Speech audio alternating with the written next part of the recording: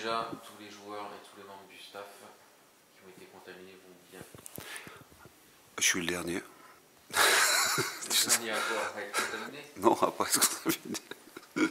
À pas être contaminé? Ouais. Tous les joueurs l'ont été, tous les membres du staff élargi? Si on compte depuis le début, oui. Tous les joueurs dans la liste de 30 l'ont été, et tout le staff. Et toi aussi, puisque bon, même si c'était... Alors moi, j'ai eu au début, pendant la préparation, mais comme je pense qu'à ce moment-là, c'était un faux positif, puisque enfin, j'ai pas fait d'anticorps, et j'en ai toujours pas. Donc, alors après, j'en sais rien. C'est très complexe, hein. Il y a des gens qui l'attrapent et qui voient personne. Récemment, une personne qui me disait qu'une personne de sa famille avait passé 3 semaines dans sa maison sans voir personne et qu'elle l'avait attrapé. Donc, bon, donc voilà. En tout cas, tout le monde va bien. C'était le sens de ma question. Alors tout le monde va mieux parce que certains joueurs ont été impactés, surtout au début. Alors après, mais pendant 2 jours, on va dire 2-3 jours avec des symptômes. Et puis ensuite, donc aujourd'hui, on va dire que tout le monde, de ce point de vue-là, je parle des joueurs, tout le monde, même dans mon staff, tout le monde va à peu près bien. Après, la difficulté, c'est que, bon, suivant le protocole, il y a un isolement de séjour, et puis après 2-3 jours, avant de pouvoir reprendre l'entraînement de manière isolée. Donc pour les joueurs qui ont repris l'entraînement de manière isolée, à part, en décalé, certains, sur la première séance ou la deuxième séance, au bout de 20 minutes, ils arrêtaient. D'autres ont arrêté au bout de 100 mètres. Pas de jambes, problème respiratoire, enfin voilà, des choses comme ça. Puis après, les choses s'améliorent de jour en jour. Donc le problème avec ça, c'est qu'on ne sait pas sur le plan physique comment les joueurs vont réagir. On en avait déjà parlé, il y a des joueurs qui peuvent revenir en étant en pleine forme, et d'autres qui peuvent avoir des séquelles. Et puis après, ceux qui sont en pleine forme, ils peuvent avoir un trou dans 10 jours, dans 15 jours, on n'en sait rien. Bon, donc, bon, voilà. La question que tout le monde se pose, bon, on a vu un petit peu l'entraînement ce matin, de combien de joueurs aujourd'hui disposes-tu pour la table? Au moment où on se parle, je dispose pour le match de Paris de 14 joueurs de champ plus 2 gardiens, avec une incertitude sur un des joueurs qui a un petit pépin, donc on saura demain s'il peut être dans le groupe ou pas. Et j'ai l'espoir de récupérer peut-être 2 joueurs pour le déplacement, mais 2 joueurs qui n'ont fait aucun entraînement avec le groupe. Donc voilà, et après, bon, je ne sais pas si vous connaissez le protocole, mais entre le moment où le joueur est déclaré positif et le moment où il reprend la compétition, il doit se passer 18 jours. Et après, pour que les joueurs reviennent avant, il faut évidemment qu'ils aient une charge virale pour qu'ils soient plus contagieux. Et il faut qu'ils aient 2 tests négatifs pour pouvoir reprendre. Donc, et il faut faire une demande pour qu'ils puissent participer au match une fois qu'on a tout ça. Donc concernant ces 2 joueurs-là, on est très optimiste compte tenu des résultats des tests qu'on a. Et on saura demain si on a une réponse positive pour eux. Donc dans le cas où ces 2 joueurs-là seraient disponibles, j'aurai un groupe de 18 dans la mesure où le joueur qui est incertain par rapport à une petite blessure peut venir. S'il ne peut pas venir et que j'ai ces 2 joueurs, on sera 17. Si ces 2 joueurs n'ont pas l'autorisation de venir avec nous, eh ben on aura donc si je compte bien 16 joueurs pour l'après. Le joueur qui a un petit pépin, on peut savoir? Un petit problème à l'adducteur. Mais c'est qui? Tu veux savoir qui c'est? Ouais. Ben, je sais pas, j'ai pas le droit de dire. Il y en a un qui, logiquement, ne s'est pas entraîné ce matin. Voilà. C'est un attaquant. Mais t'étais caché ce matin, donc tu l'as vu.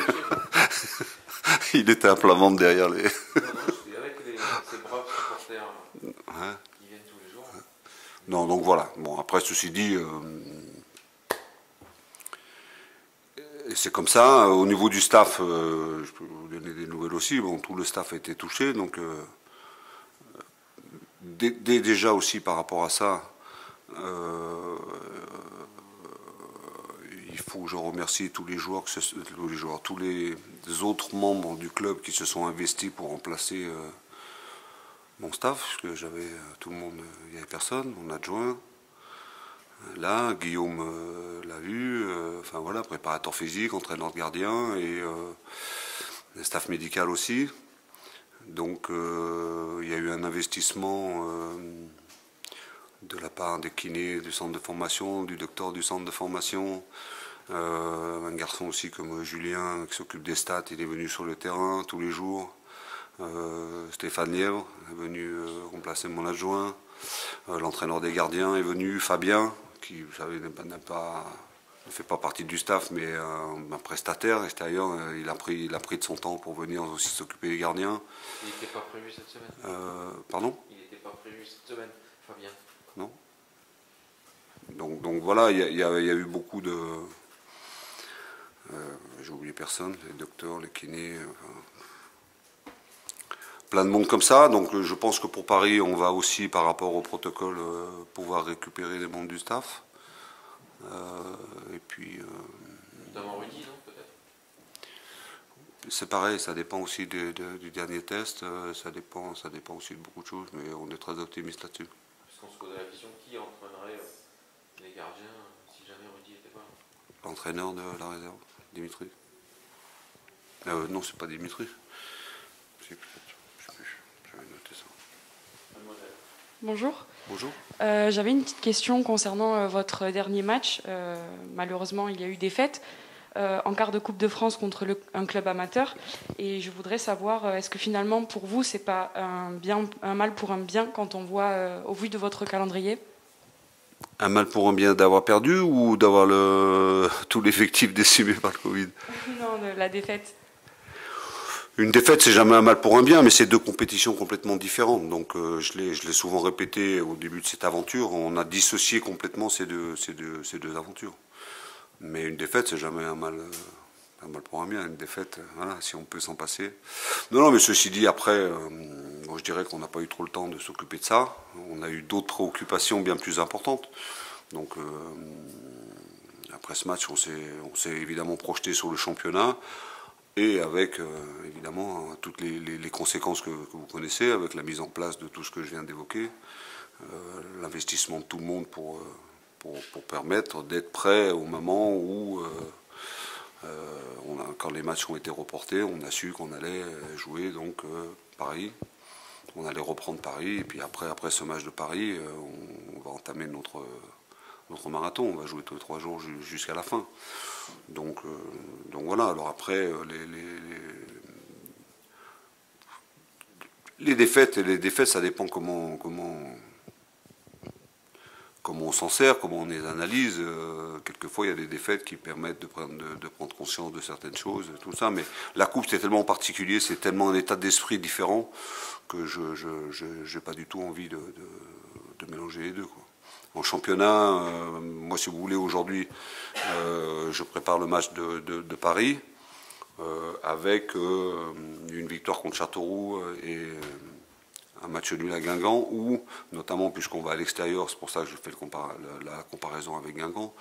À Guingamp, on a retrouvé une équipe de Toulouse qui avait retrouvé certaines vertus par rapport à un certain nombre de matchs à l'extérieur où on était passé un petit peu à côté. Donc c'est surtout ça qui m'intéresse. Et aujourd'hui, on est tous focalisés là-dessus. Voilà, toute l'énergie qu'on a, tout ce que je viens d'évoquer qui était déployé, l'investissement des joueurs qui se sont entraînés.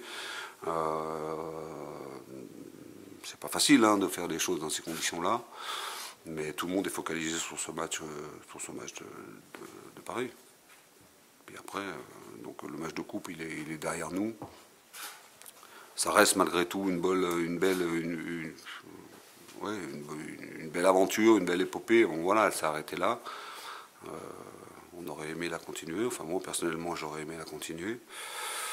Après, je me dis quand même que si on s'était qualifié, on aurait joué le match quand et comment et avec qui. Ça aurait été plus compliqué compte tenu du calendrier et de la volonté, ça on l'a bien compris, des gens qui dirigent le foot, que le championnat se finisse le 15 mai. Et donc avec 2 matchs en retard maintenant, si on avait en plus une demi-finale de coupe à jouer, je ne sais pas quand est-ce qu'on aurait pu c'était impossible de finir le 15 mai. Donc, alors, on n'a pas perdu exprès. Hein. Je vous garantis qu'on avait... vous commencez un petit peu à me connaître, je ne joue pas les matchs pour les perdre. Donc, mais voilà, donc c'est comme ça et on est focus sur le championnat. Vu les forces que tu as en présence pour samedi, est-ce qu'on peut imaginer un changement de système ou est-ce que tu as déjà ton équipe en tête? J'ai à la fois l'équipe et le système et on peut tout envisager. Hein. Après comme toujours, quand je fais un groupe, il y a une équipe évidemment qui est mise en place avec un système, avec une animation, avec tout ça. Et puis après, il y a tous les scénarios possibles qu'on peut imaginer. Donc, il y a des choses qui changent tout. C'est est-ce que je vais avoir un groupe de 18 joueurs ou pas 18 joueurs? Et sur le banc, est-ce que je vais avoir des défenseurs, des milieux, des attaquants? Ou est-ce que je vais avoir que des attaquants? Ou est-ce que je vais avoir... voilà, quel est l'équilibre que je peux avoir? Quel changement je peux faire par rapport à ça? Donc voilà, mais tout a été envisagé, évidemment. Mais dans l'adaptation que j'ai eue et puis que je dois avoir, avant de penser à ça, je compte les joueurs que j'ai, la liste de joueurs, et puis à partir de ça, je dois faire une équipe pour aller gagner à Paris. Donc voilà, donc c'est pas tout à fait la même chose que quand on a un effectif complet, qu'on n'a pas de soucis, et puis que là on peut préparer les choses. Donc là d'abord c'est sur qui on peut compter, qui est en bonne santé, qui est en état de jouer, et puis après avec cela on travaille et puis on se prépare pour aller gagner à Paris, parce que l'objectif qu'on a c'est celui-là. Bonjour coach. Bonjour. Le Paris FC, c'est une équipe qui a quand même un peu de difficulté là sur les 4 derniers matchs. Je crois qu'ils ont pris que 3 points. Comment on aborde ce genre de match, sachant que ça peut très bien être une équipe qui a déjà besoin de points pour aller en play-off? Comment on aborde les matchs contre des équipes qui ont besoin de points et qui ont besoin de rebondir? Comme on l'a fait depuis le début. Nous, les forces, les faiblesses de cette équipe de Paris, on les connaît, mais après, contre Clermont, on n'aurait pas dû perdre. Parce que le but n'était pas valable. Donc voilà. Alors après, les résultats des équipes, je sais, déjà je connais très bien l'entraîneur, c'est un entraîneur avec une grosse expérience. C'est aussi la dangerosité de cette équipe, elle est qu'ils n'ont pas de pression par rapport à l'objectif des barrages ou un objectif de montée, puisque Clermont a annoncé que ce n'était pas programmé pour cette année. René est arrivé là-bas pour mettre en chose des places. Ils ont cette ambition-là, mais elle n'était pas programmée. Donc c'est quelque chose qui peut aussi libérer les joueurs. Bon, donc voilà, après comment on les prépare, vous savez, tous les matchs qu'on va jouer, PFC c'est pour, ils se battent pour être dans les barrages, on va rencontrer Caen, on va rencontrer Pau, alors peu de Pau au moment où on va les jouer, peut-être qu'ils seront sauvés, je le pense, mais Caen et Dunkerque, non, donc c'est les équipes aussi qui vont lutter pour le maintien, donc tous les matchs vont être compliqués. Et puis après, on a vu par exemple contre Châteauroux, une équipe qui apparemment ne jouait plus rien. Ou, voilà, quand on a vu l'investissement des joueurs et la qualité de ce qu'ils ont proposé, donc il n'y aura pas de match facile. Je fais allusion au match du Havre par exemple. Je pense que le Havre est relativement tranquille, mais ce n'est pas pour autant que quand on va jouer au Havre, ils vont nous laisser gagner.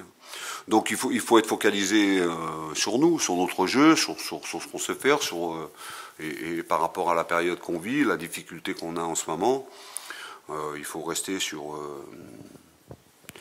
tous les ingrédients et sur toutes les composantes qu'on a mis en place cette saison, qui nous ont permis d'être là et d'être en mesure de jouer l'accession. Voilà, c'est ça. Et puis après, il faut s'appuyer sur ce qu'on sait faire. Et compte tenu des événements, de ce que j'ai évoqué sur les compositions d'équipes et les groupes, mais ça je le sens chez les joueurs, ils ont très envie. Il faut aussi être conscient qu'on a des forces et que après c'est l'aspect mental qui va rentrer en ligne de compte. Là, soit on dit, bon ben voilà, il nous est arrivé ça, on a abattu, ou soit on dit, ben, ok, il nous est arrivé ça, mais ce club, ces joueurs, ils ont relevé beaucoup de défis, je l'aurais déjà dit. Hein. Le fait d'être là, il y a beaucoup de gens, quand on a commencé la saison, qui ne pensaient pas qu'on serait là. Donc, peut-être que ça va vous sembler exagéré, mais je l'aurais déjà dit, vous avez déjà rendu possible ce que beaucoup pensaient impossible. Donc là, on est aussi devant une situation qui est compliquée, mais moi j'ai confiance en eux, j'ai confiance dans mon équipe, j'ai confiance dans l'état d'esprit de ces joueurs, ils l'ont démontré. Donc voilà, et puis après, il ne faut pas oublier que même si, comme on ne joue pas les matchs, les autres les jouent, donc il y a des équipes qui sont passées devant nous, ou d'autres qui se sont rapprochées, mais au moment où ça arrivait, on avait 2 points d'avance, donc aujourd'hui on a notre destin en main. Hein. C'est ça qu'il faut se dire. Après, il faut aller chercher les choses, avec les forces en présence, avec tout ça, mais voilà, enfin, c'est le discours que je tiendrai aux joueurs et je leur tiens. Et je veux pas qu'il y ait de doute dans leur tête, je veux pas qu'il y ait d'excuses dans leur tête, il faut pas qu'on accepte cette fatalité-là. Je vous l'ai déjà dit, mais je le redis, et je leur ai dit à eux, ce groupe mérite de jouer en Ligue 1, parce qu'ils ont fait ce qu'il fallait pour, et je suis persuadé qu'ils vont tout donner et ils vont se battre pour qu'on le fasse. Et nous, on va les aider à faire ça. Et quand j'évoque tous les gens qui sont venus m'aider sur le terrain et tout ça, ça fait partie de cette solidarité, de cette force qu'a ce club aujourd'hui. Donc voilà. Mais ça sert à rien de se lamenter, ça sert à rien de dire voilà, bon, ça arrive au mauvais moment. En plus, ça arrive avec un variant qui est différent des cas de Covid qu'il y a eu avant, que certaines autres équipes ont pu contracter à d'autres moments. Bon, donc voilà, bon, c'est comme ça. Mais je trouve en tout cas que la manière dont le club a géré ça, que ce soit enfin, tous nos dirigeants autour de l'équipe, la manière dont les éducateurs du club, les entraîneurs du club, du centre ont géré ça avec nous, et puis voilà, mais je veux dire, on n'a pas le moral dans les chaussettes, hein. On est là, on est bien décidé à aller faire les choses, et on va se déplacer à Paris avec l'ambition de gagner le match. Après, il y a le terrain, il y a ce que tu évoquais sur l'aspect physique des joueurs, sur les choses comme ça, mais pour moi, c'est là que ça va se jouer, c'est dans la tête que ça va se jouer. On savait que les joueurs et toi, sûrement, avaient il y a quelque temps émis l'hypothèse, enfin le souhait en tout cas, qu'ils auraient bien voulu être champions. Aujourd'hui, on a l'impression que c'est objectif numéro 2, place numéro 2. L'objectif, c'est de monter en Ligue 1. Voilà, aujourd'hui, on est là, notre objectif, c'est de monter en Ligue 1.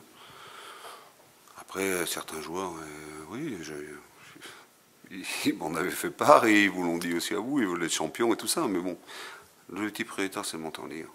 Voilà. Et aujourd'hui, on a, pour cet objectif-là, notre destin entre nos mains.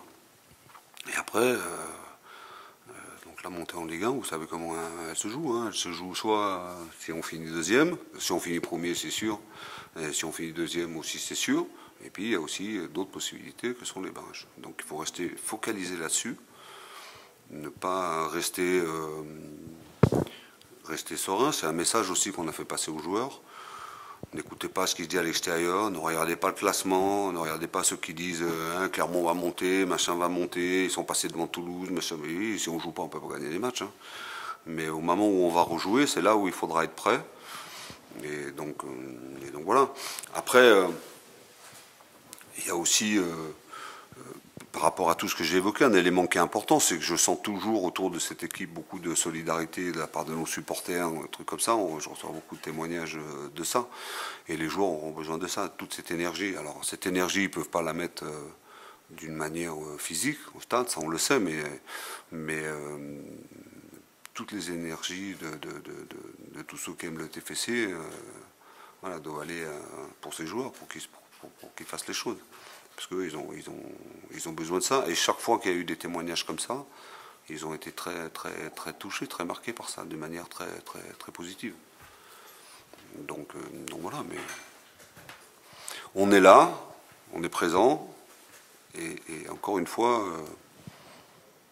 on a notre destin dans les mains, et y aller. Hein. J'ai pas de doute, hein, on va y aller.